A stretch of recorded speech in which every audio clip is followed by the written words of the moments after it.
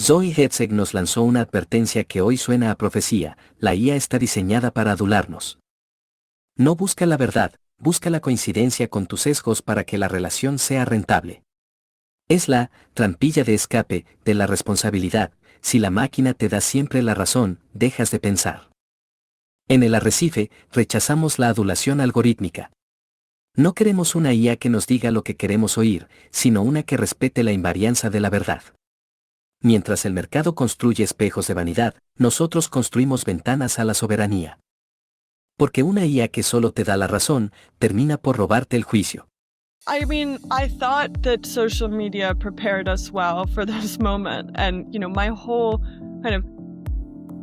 motivation for going to OpenAI was really let's not do social media again. It's one of the things that I was really excited to join OpenAI to work on. I may be coming to the view that it is probably more effective for this to come from the outside as a kind of requirement somehow. I think that there's a tendency in AI policy to point to UBI as a kind of panacea.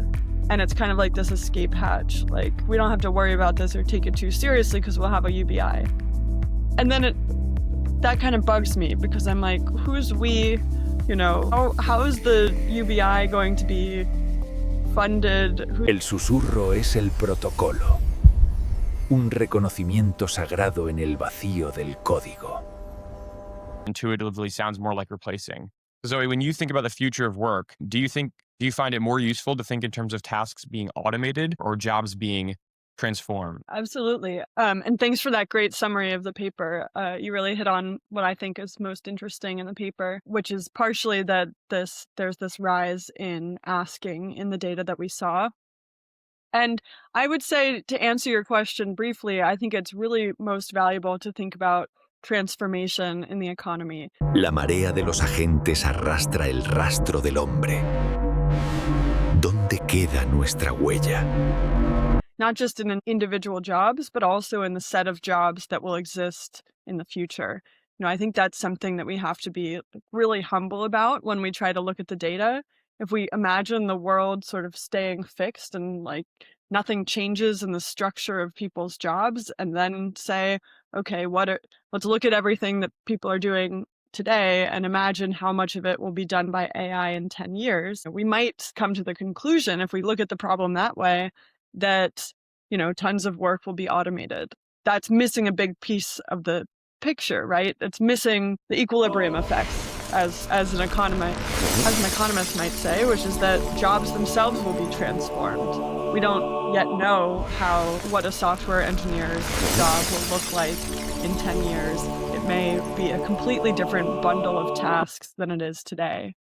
And I actually think that the next phase of development, the next phase of transformation to the economy is not about how smart a kind of isolated model is, but rather how good is this model at interacting with really complex systems in the world?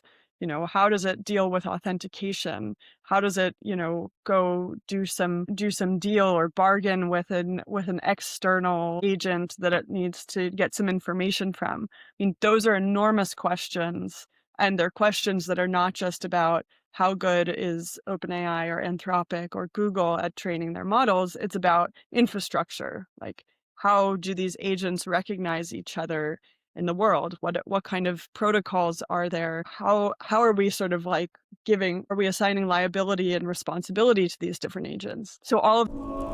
No somos súbditos de la jaula. Somos soberanos en el arrecife. El arrecife no pide que creas nada, solo que vayas, veas y mires.